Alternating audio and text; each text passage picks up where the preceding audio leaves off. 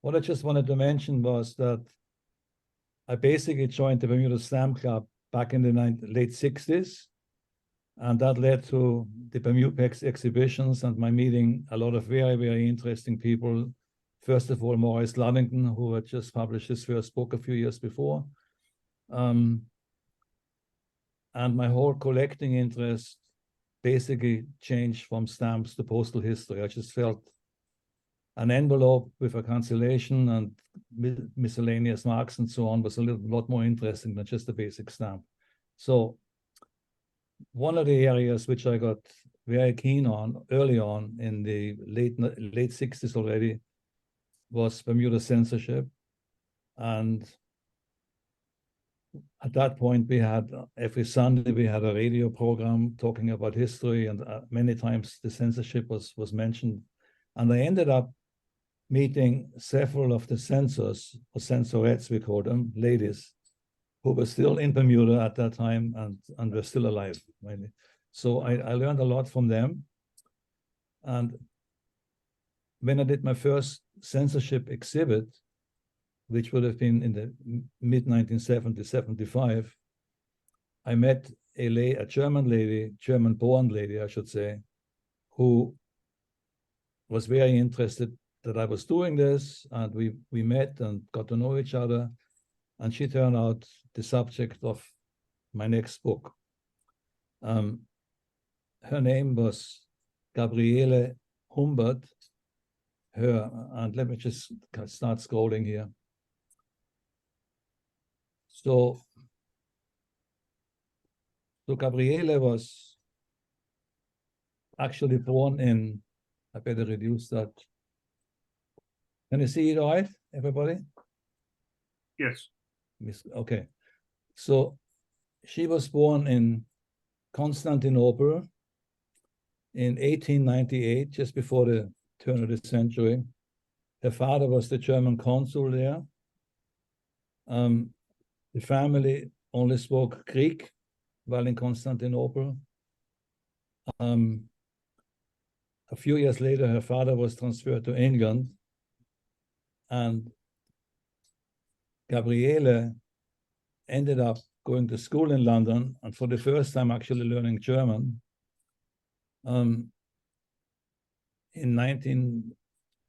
Just before the First World War, her father was transferred back to Berlin, and she, of course, was in Berlin, and her father being, a diplomat, she was very, he was moving her towards studying international affairs and perhaps working eventually in the League of Nations, with the forerunner of the EU, of the UN. And so she was in Berlin during World War I, and about 1916, she qualified as a teacher. And then the question was, what does she do after that? And her father encouraged her to study philosophy, to study history. And she also studied art and, of course, German and English. Those were her main subjects. She got rather ill at one point when she was around 25 years old. And she spent a year in Switzerland in a sanatorium because she had tuberculosis. But she recovered and then studied at the University of Berlin as well as Göttingen, which is, a fabulous university, the best known in Germany. And she was one of very few girls or ladies, young ladies. Even the ID which you can look at now, it was made out for students, male students, and they had to change it by manuscript, if you see here, to Fräulein Gabriele Humbert. So she was kind of unique in that respect. I've got here a couple of her diplomas from Berlin University, 1927, and then Göttingen. And that is where she did her dissertation and became a doctor of philosophy. This is her dissertation. It's a 72-page printed document on the literary influences in Scottish folk ballads, rather an unusual subject for a German lady in Berlin, I would have thought. But anyway, that's what she did. And she graduated as a doctor of philosophy. Now, this presentation is all about postal history. So here's my first little envelope that I have of her, addressed in 1933 from Scotland to her in Berlin, where she was on holiday from. I better get my beagle out of here. Come on, don't make so much noise. So in 1930, she had graduated, and now what do I do next? And she applied for a fellowship at Hunter College in New York, and she ended up moving to New York for 1 year at the International House. That was sponsored by John D. Rockefeller the third, I believe. And the idea was to have a lot of international students from all over the world living together in New York and kind of developing leadership for the next generation. That was the idea. So she's in New York in 1930 for 1 year, goes to Hunter College, and then gets hired by Vassar College in New York State as German teacher.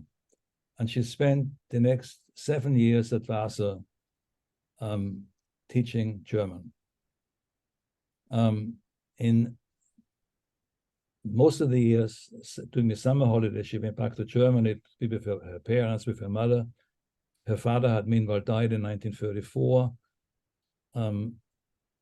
So in 1937, 2 years before the war, she actually decided to holiday in Bermuda with a group of young ladies at Vassar who needed to have tutoring. So she rented space in a guest house.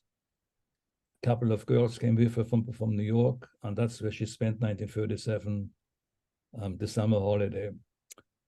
At one point, she met a Bermudian, Harry Parker, and when she went back to Vassar after the summer holiday, he followed her, and eventually they got engaged, and by October, they got married at Vassar College. He returned to Bermuda, but Gabriele had to finish her year at Vassar and didn't leave New York until the following May, I believe. So anyway, here she is now in New York, married to a Bermudian. Here's a letter from Germany, already addressed to Doctor of Philosophy Gabriele Humbert Parker, Vassar College, New York. Little bit of postal history, not the important part yet. Here's another letter after she had moved to Bermuda in the beginning of 1938, in the middle of 38, sorry, a letter from her mother from Berlin to Bermuda addressed to Mrs. Gabriele Harry Parker. So in 1938, when she first moved permanently to Bermuda, 2 warships visited from Germany. One was the Horst vessel, which is now the US Coast Guard Eagle, which comes to Bermuda regularly every year almost. And the other one was a cruiser, Emden. Now, Bermuda postal history collectors are probably familiar with covers from the Emden souvenir covers. But the reason why I put them here, included them in my project, is because Gabriele and her husband Harry, who, by the way, was the government employee, he was the second in command of Bermuda Customs and a few other, the audit department as well.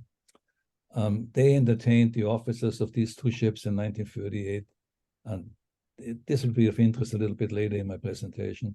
So in Bermuda in 1938, there was a great deal of anti-German feeling. People resented that Harry, who was obviously a legible bachelor, had married a German, of all things, and off the island in New York with no Bermudians present. So there was a lot of rumors were going around, but not just about her. There were several rumors about German-born people who were living in Bermuda and that they should all leave because, you know, we're going to be at war and so on.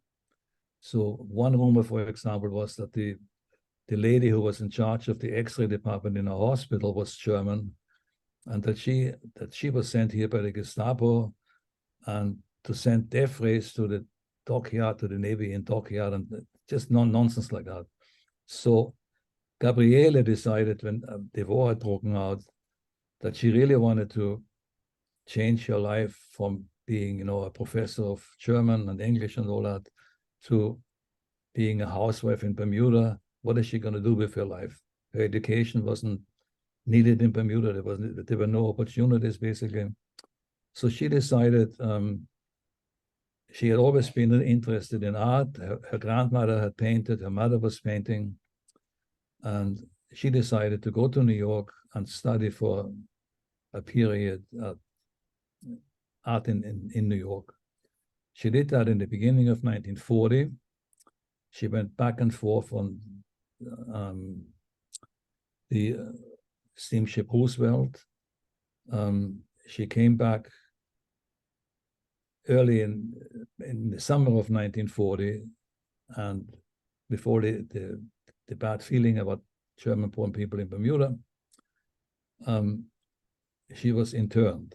So in June of 1940, government rented Huntley Towers, and I can show you here. This was a guest house built in the early 1900s by a British military man, and he was married to a Bermudian, Lillian Gosling, of the Gosling family. Some of you will be familiar with the liquor people in Bermuda.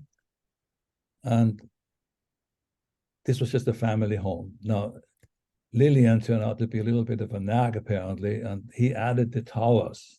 This is why it's called Huntley Towers. So here you can see the towers. And what he did was, she was rather large, a large lady. He built the towers with his room, with his study on the top, and a very narrow spiral staircase, which she couldn't navigate. She couldn't go up there. So he spent most of his day up in the tower. And anyway, by the late 1920s, the towers was converted into a guest house. And you can see here a patio. But when war broke out, of course, there was no tourism. Tourism came to an abrupt end. And government needed a location to house people like Gabriele and other internees. And so they were all put into Huntley Towers. The conditions were rather good.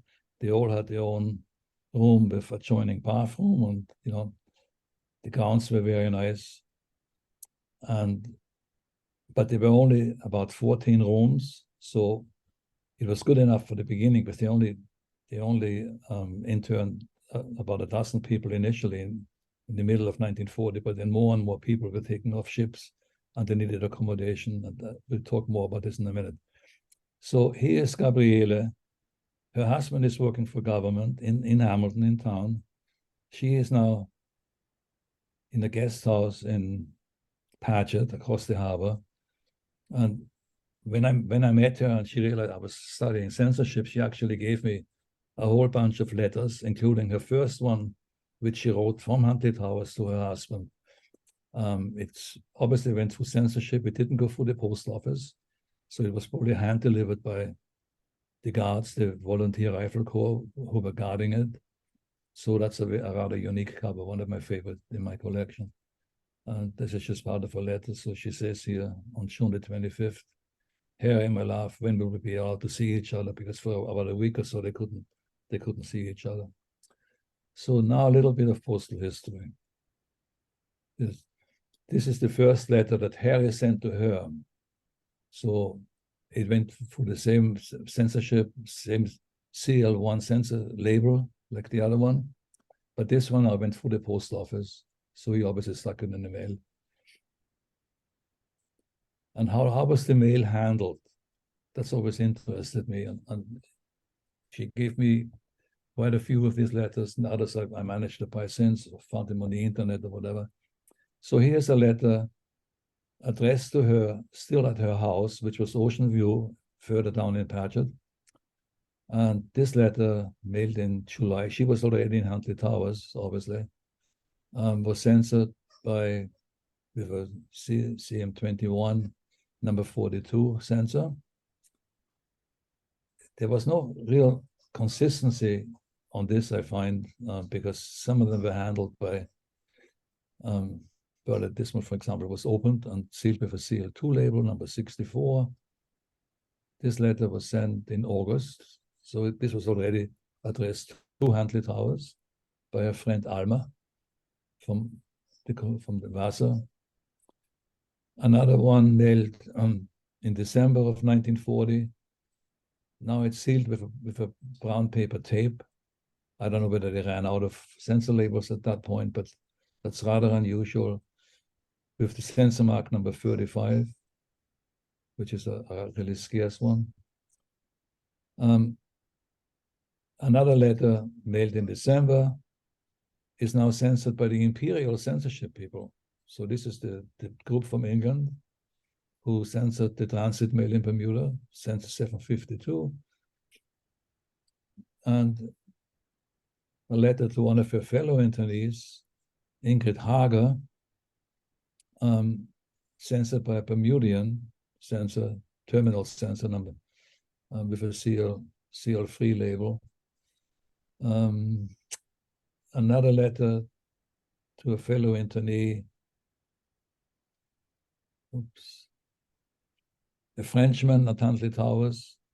He was in the champagne business. I'm not sure why he was actually interned in Bermuda, but he must have carried something on his, person when he came through on a plane or by ship, which Bermuda didn't agree with. Something controversial. So again, sealed with terminal censorship with a CL3 label.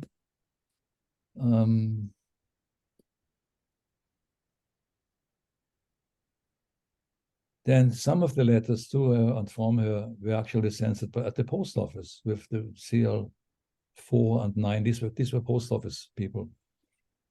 So here's one from Columbia University to her. Well, actually still addressed to her home, not Huntley Towers, but anyway, censored by number 4. Another one, again, this was actually written to her in New York still, forwarded to Ocean View. Interesting, censored by 2 censors. Why? I don't know. This is rarely seen in Bermuda censorship to have 2 different censors. But perhaps one was more senior and was forwarded to him. And then a letter from her back to Alma, her friend at the Carnegie Endowment of International Peace in New York. And this was censored by number 2, who was actually the assistant postmaster, Aubrey Manuel. And that I know.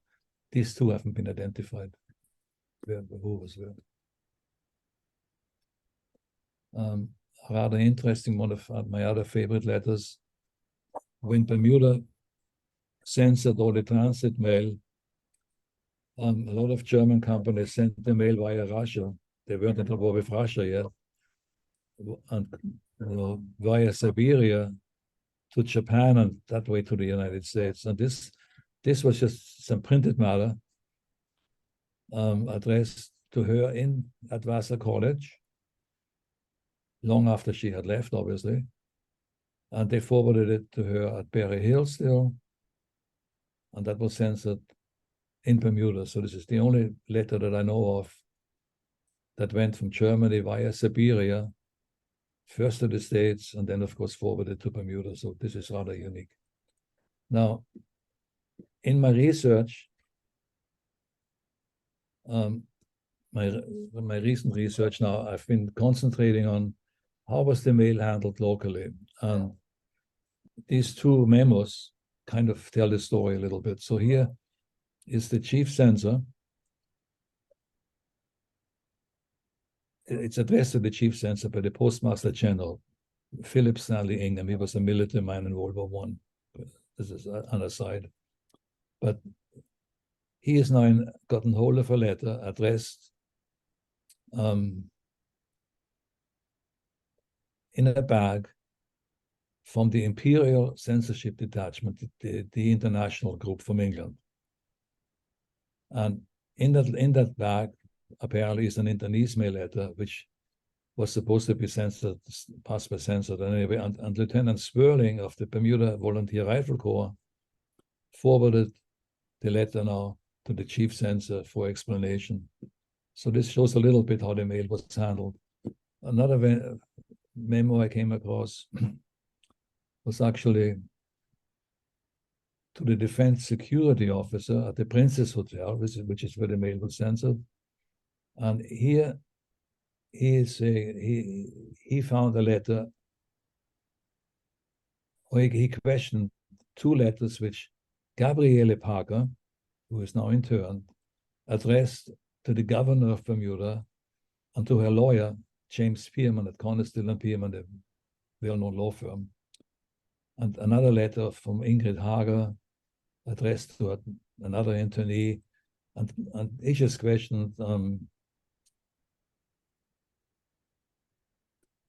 way that this mail was, what should he do with it?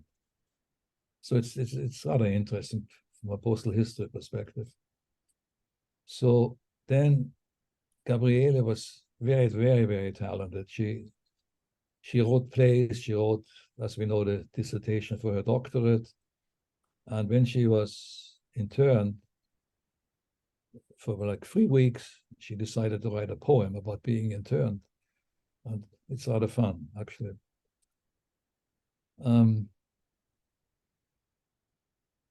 She also wrote 4 sonnets. These are poems which consist of 14 lines, 4, 4, 4, and always 2. So she wrote one in August already in 1940. She called it Hope. She wrote another one called Wheels in October.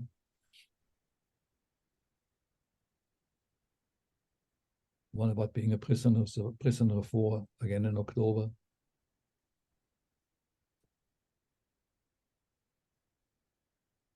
And I have got a 4th one that she wrote 2 years later.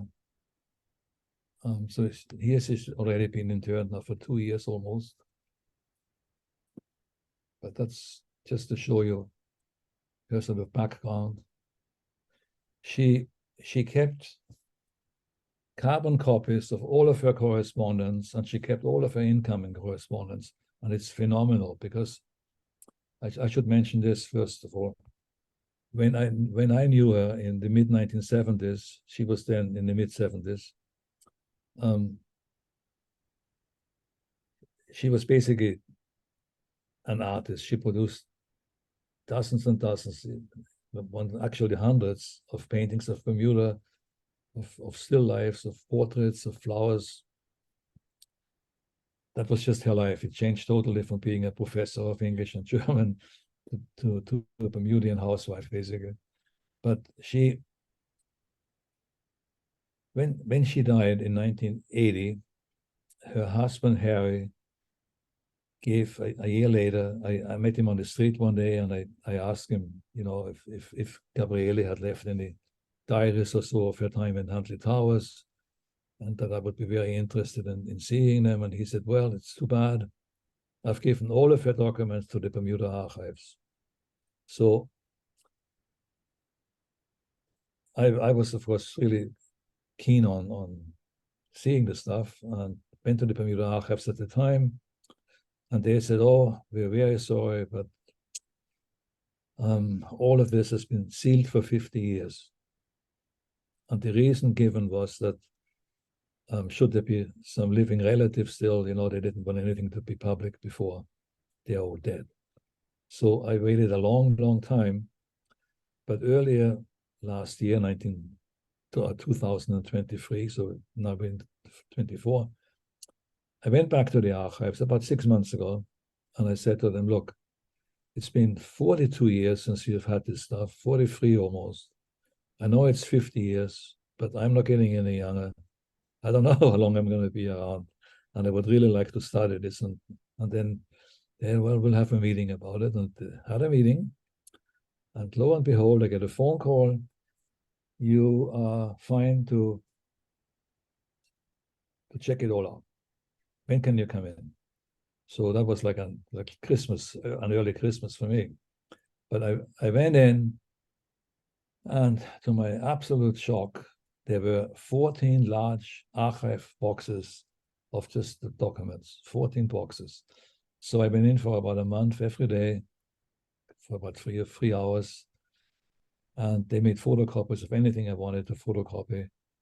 And I ended up with well over 1,000 photocopies of documents and her letters, incoming, outgoing. So, and this is what I'm writing about now. So letters to the governor. She wanted to know, why am I interned? I've done nothing wrong. I'm now a British subject. I was just born German by accident. And why am I interned? And they didn't come back to her for a long time. She dealt with the colonial secretary, the sort of second in command in Bermuda.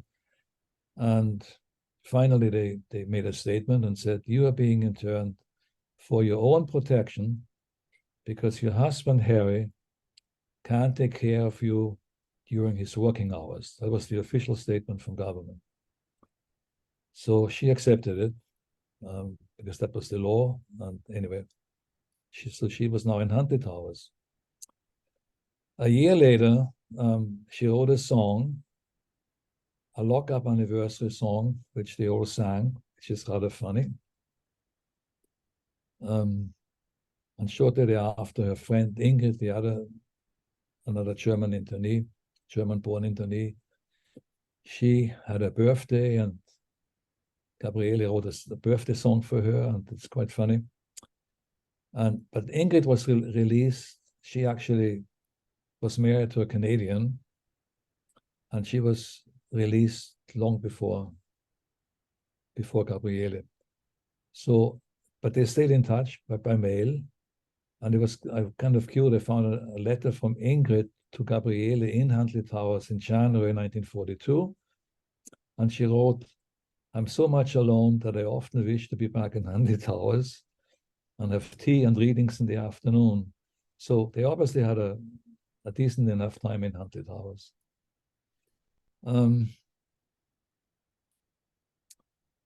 She wrote numerous memoranda, but they're too long to really talk about here now. A very sad letter to Harry in 1942. Harry was not doing well health-wise, and she made a record of everything that had happened there. And to get back to some postal history, I'm doing okay time-wise, I think. So Gabriele was one of two German-born women married to Bermudians. Another one, her name was Flora Tatum. I haven't researched her too much yet, but she was released fairly soon after the internment, because she was actually a naturalized US citizenship, and that had to be dealt with, obviously, with the American consul here.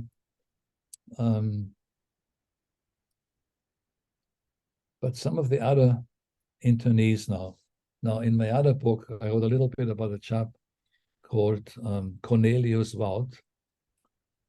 He was a Dutch chap who was on a ship going to America with his wife. There were two of them. And when the ship came through Bermuda, they were all interviewed by traveler censorship. And the contraband officer, Rose Sperling, he was quite a character. He was a World War II, World War I Air Force in Great Britain, in the then Air Force, an ace. He shot down like 3 German planes at one point. In World War II, he became the contraband officer of Bermuda's of Travelers censorship. So he gets to see Cornelius Wout. And Wout tells him, oh, I'm traveling, I'm a courier for the Dutch consulate. And I guess Sperling said to him, well, where's your courier passport? Well, he only had a regular passport from Holland, a Dutch passport. And so obviously Sperling was a little bit concerned there, having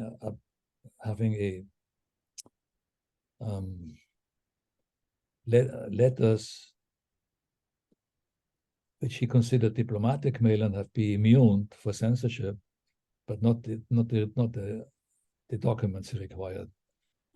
So they took him aside. He didn't have a key apparently for the suitcase for the papers. So that's not a problem. They brought in a locksmith from the Bermuda censorship, opened the suitcase, and what was in it? A German-made Siemens radio sender, shortwave radio sender. Now that was, of course, he was immediately arrested and put into Huntley Towers. And before all this could be sorted out, but from a postal history perspective, I have 2 examples from him. But here's a letter sent from Holland, from Amsterdam, 1941, to the Hotel Tivoli in Lisbon, where he was waiting for the passage actually they flew by air, sorry, on a clipper. So he was waiting for the clipper passage through Bermuda. So here, the letter came through Bermuda. Lisbon forwarded the letter to the Dutch consulate in New York City. So it came through Bermuda in transit mail. It was opened in Bermuda by the censor 5230. It went on to New York. Censored it as well. It had already been censored in Germany first, censored it in New York now. And now the Dutch consul in New York had to fly to Bermuda to deal with one of their nationals arrested by the Brits in Bermuda. And so he obviously brought the letter with him, and it was then censored in Bermuda by terminal censorship. So quite an interesting letter, I think.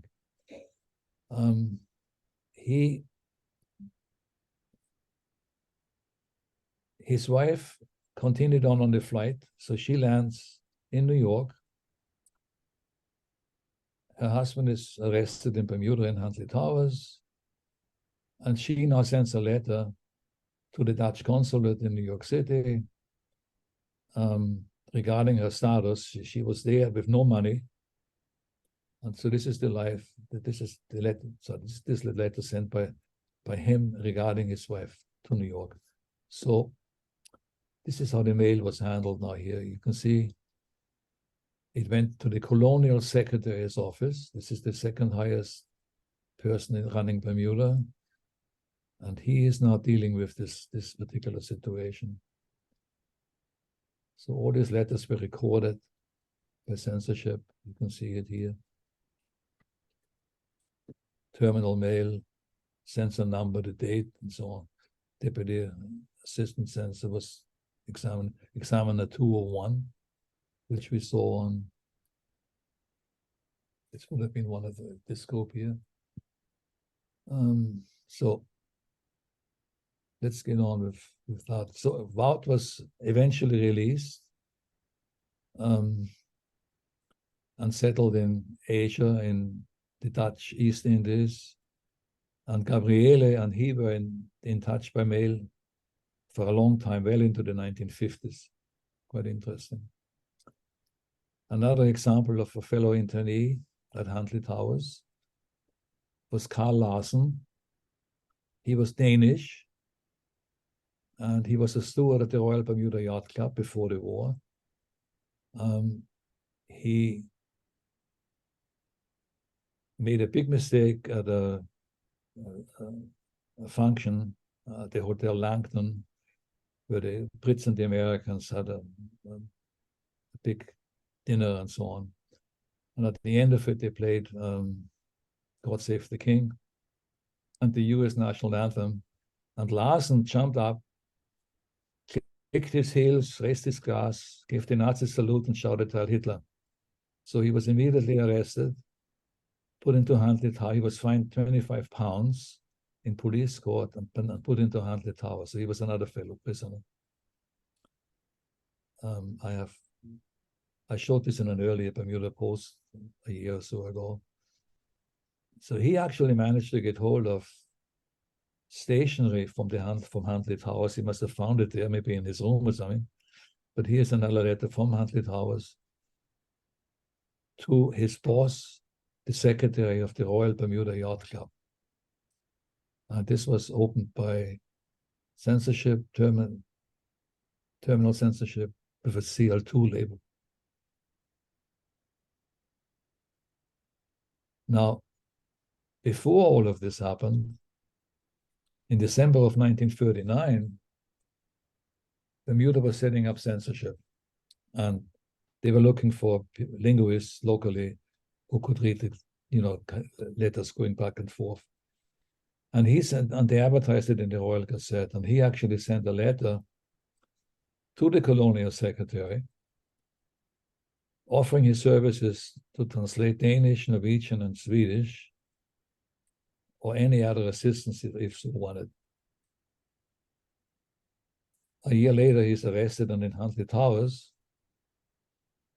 and he's looking for a job. And I found this in the Royal Gazette rather interesting, an ad in the Royal Gazette, where he is looking now for clerical work such as typing, auditing, estimating, proofreading, translation of Scandinavian languages.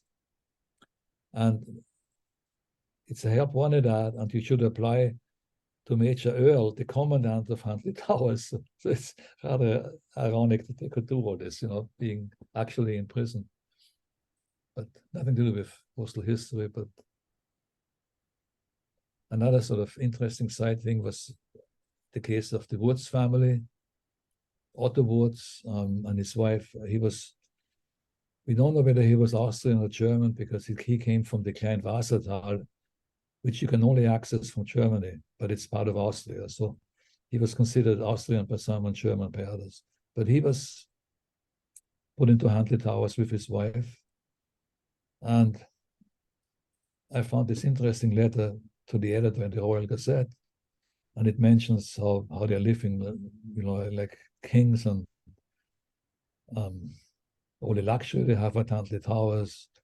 And now Bermuda's best watchmaker is interned there, and if you want your watch repaired, send it into the concentration camp. He will repair it and send it back. Now, some cook in Bermuda, I guess, realized that he wasn't at his shop anymore, broke in and stole all of his stuff. He had numerous watches, Patek Philippe's and Rolexes. So he put an ad in the Gazette offering a $50 reward for getting his watches back. So that's just a little sideline here. The Huntly Towers very quickly became too small, because as I said earlier, they could only have about 14 people there. And when a group of Italians were arrested, sailors on an Italian ship after they joined the war against the Brits, they were put into a cottage on the grounds at Huntly Towers, but it's just too small. So they opened up the military barracks in St. George's. And initially they were big enough for, up to 50 or so people. And that eventually became too small as well. So I came across all of the rules and regulations at the camp.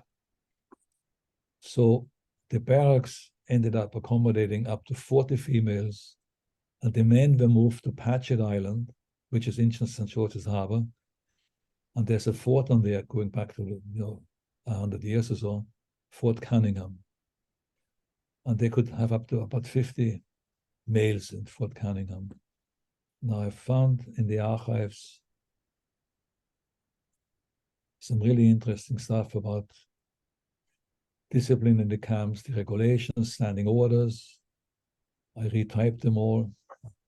They were printed in German, in Italian, obviously English, and also in Finnish, because they ended up having quite a few Finns there and Italians and Romanians. So the regulations were printed in 4 languages. I put this here as a filler, but it's kind of interesting. Gabriele Parker, obviously quite bored in Huntley Towers, started to paint again. And she gave me this. It's just postcard size, but I just really love it because to me, it shows her reflective mood of being interned, and they were actually allowed to go to the beach periodically to swim. And she painted this from, it's signed Humbert in the corner. She signed all of her paintings Humbert. You can see it here on the side. So that's one of my favorite items too.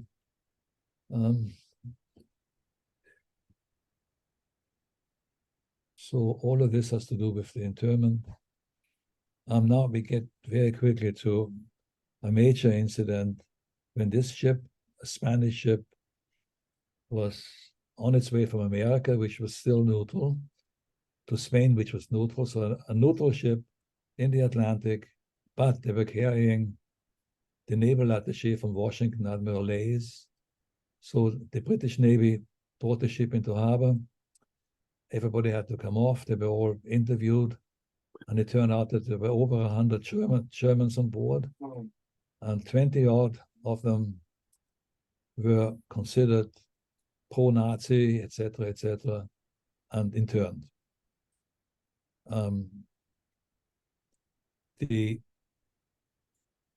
I found, to my absolute amazement, what they call intake documents of them. In other words, they were all photographed, they were interviewed, and fingerprinted. So I actually have photocopies now of, like this, of all of the prisoners which came off that ship. Now, this is Ruth Ellen Buchler, and some of you may have correspondence from her. She was 31 years old at the time. She was a secretary in New York at the German library, and apparently she was not very helpful when she was being interviewed, and she was considered the ringleader of the whole bunch, and she was actually interned on Nonsuch Island in St. George's Harbor. Now, I don't know if you may have heard of it. It's now a nature reserve. There was only one couple living there, and so she couldn't communicate with the others. She wrote several letters from Bermuda to the German aid organization in Buffalo. Here's one from her, from the St. George's Barracks. She got ill in 1944. So this is 3 years later. She got seriously ill. She was interviewed, checked by a local doctor, Dr. Arden, and he suggested that she needs treatment and care. And then I found in the archives a memo from the colonial secretary to the paymaster that they haven't paid the doctor's fee yet. And the doctor's fee was £1. I thought that was rather interesting. It's a little bit more money than today, but still. So this is all about Ruth Ellen Bucher. Another one that is Maria Schiele. She was 27. She was a housewife. She wrote, there's quite a few letters have come, been found since, to her and from her. I've got a few here. A typical one from America, 1943, censored in Bermuda and the States. Another one, registered now, but not censored, funny enough. Normally, all of this mail had to go for Geneva, That's just a local example. Male from this chap is also known, Arthur Horman. He was an elevator operator in New York, 42 years old. And this is now become the two really nice ones. This is a letter written by Gabriele Parker to her friend in New Jersey, Kate Littke. So obviously no postage required, into an email, and sent up a number 43. It's another scarce mark. But here's another, this is one of my other favorite ones. So Gabriele, in the middle of 1942, they decide it was too expensive to keep Huntley Towers going, and they released all the other prisoners except for Gabriele and an Austrian woman who lived in Bermuda before the war, Johanna Kucha. And this is the first letter that Harry Parker, working for government again, wrote to her in St. George's in the barracks, the prisoner of war camp, and censored by the commandant of the Bermuda Volunteer Rifle Corps. So that has to be a really scarce cover. It's the only one that I know. I don't have much more time. There's all sorts of documents I found regarding the handling of mail. Gabriele was then 6 months in the St. George's barracks, and there was a lot of correspondence going on between the governor, the colonial secretary, and her. Can she be released? And finally, the defense security officer decided that yes, she would be released, basically house arrest, but she could go out in the garden. So house and garden, but nowhere else. And so the notification would have been in this envelope at the end of 1943. The Koppel affair was a very sad affair, an Austrian. So this is an Austrian engineer who had lived in New York already for 20 years. He was specialized in glass blowing for optical instruments. When he came forward on the ship, he had like a dozen cases of documents and plans for optical instruments. So the Brits, of course, said, oh, no, he can't go to Germany. He would aid the war effort over there. He's going to stay in Bermuda. So they arrested him, his wife. One son was at that point 15, and the other one was 11. So the four of them were put into a room in St. George's with the understanding that they would be kept together. They would be able to live together. Well, that didn't work out because at one point, there were too many and they had to set up Fort Cunningham. So they separated the men from the women. And so the four of them were told, okay, Carl and his older son would go to Fort Cunningham, and his wife and the younger son could stay in the women's enclosure. So apparently, Koppel pushed the commandant who was telling him, give him a push, and immediately a BVRC soldier stabbed him with his bayonet in his stomach. Then his older son comes to his defense and he stabs him as well. And this caused such an outcry because the Brits tried to avoid anything like that, because to give Germany not an excuse to do the same thing over there to their prisoners.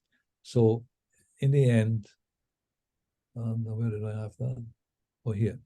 So this is from the newspaper. The Austrian, stuck the thing at the worm, and then the rifleman who did the bayoneting, he was tried in giving a court-martial because it was far beyond what he was allowed to do. And so both of them were actually then jailed. two different situations, obviously. Enough about that. Just one more quite interesting thing. On another Spanish ship, neutral, 4 school teachers, German school teachers, who had a school in Cuba, in Havana, were arrested. And because of their pro-German views during the interview, they said, well, they're older, but the mother of the woman who was then running the school was 72 years old. She could go on to Germany, and the other 3 would be kept here because they were able-bodied and pro-German. So they ended up being in Bermuda until the very end, until 1944. But obviously a very intelligent woman, Kate Heydrich, who was running the school, wrote a long letter to the Swiss legation who represented Germany in London about their situation, how they were given proper conduct, but then arrested and so on. So it's interesting stuff. Maybe not postal history as such, but this document that I came across showed how the American censorship cooperated via the outfit in New York of Sir William Stevenson, the British Security Coordination in New York, and which was also, of course, in Bermuda. So the logo is in Bermuda, on how they were checking the mail. And this letter actually refers to a letter which the Americans had intercepted regarding those 4 school teachers.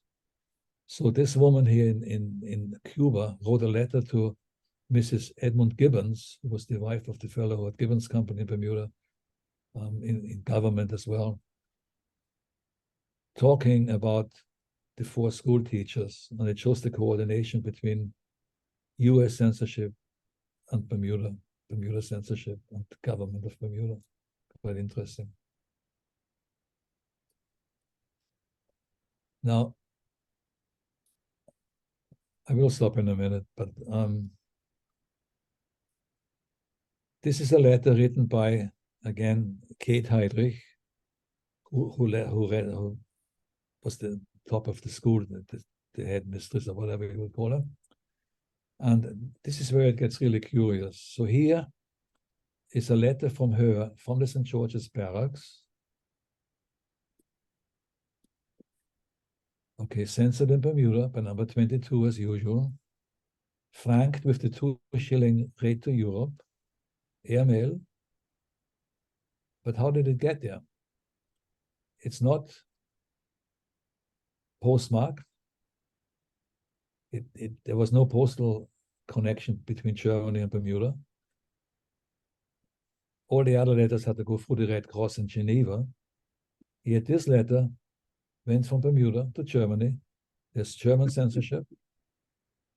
How did it get there? That's got to be investigated a bit. But what I would like to do very quickly is just show you the only other example that I am aware of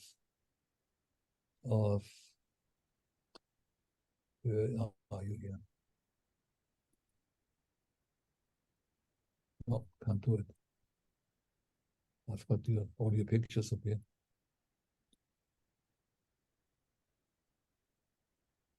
I guess I'll have to wait. I've got one. It's not in my collection, but I'm aware of one other letter from one of the other teachers. Again, oops.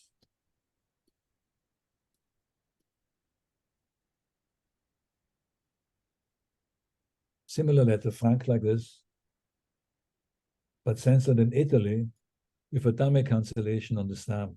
And I would really like to figure out, how did this letter go? Did it go by diplomatic pack perhaps to England and then via the Red Cross to Germany? I do not know. But why would the other letter be censored in Italy? So that's something to be researched, something to research. So I will skip all of this. An interesting letter where they are complaining about their way of proposed transportation from Bermuda to Germany, signed by all of them.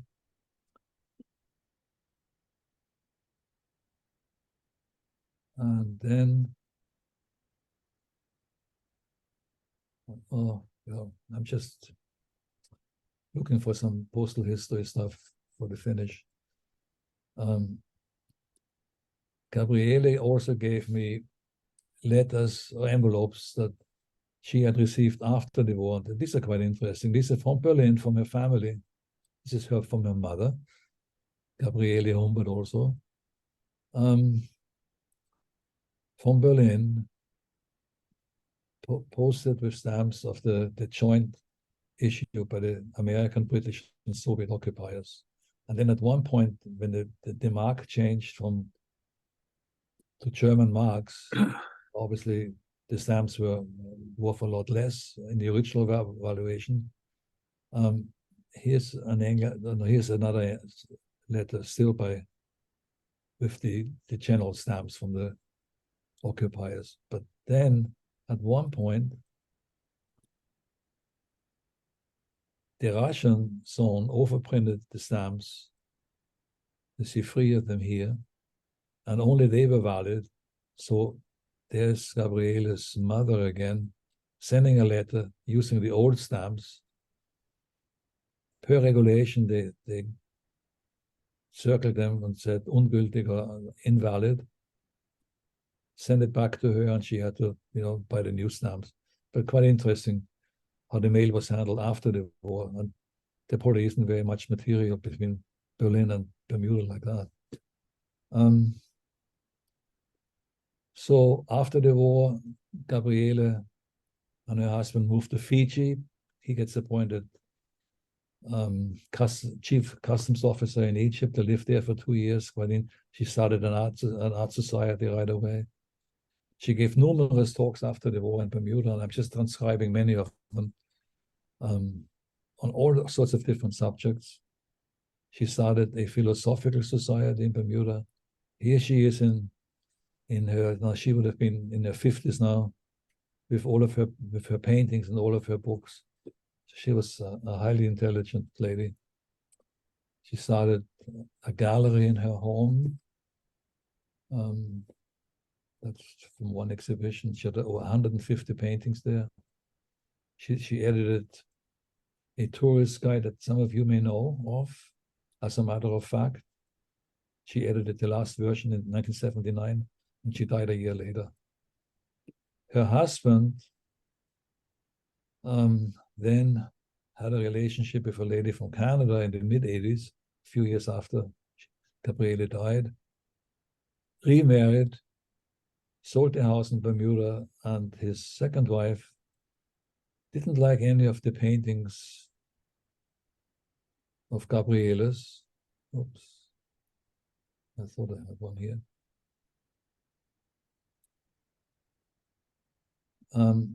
She took all of the paintings, over 100 of them, out in the yard and burned them. So that's a tragedy for Bermuda in a way, because it's just art lost forever.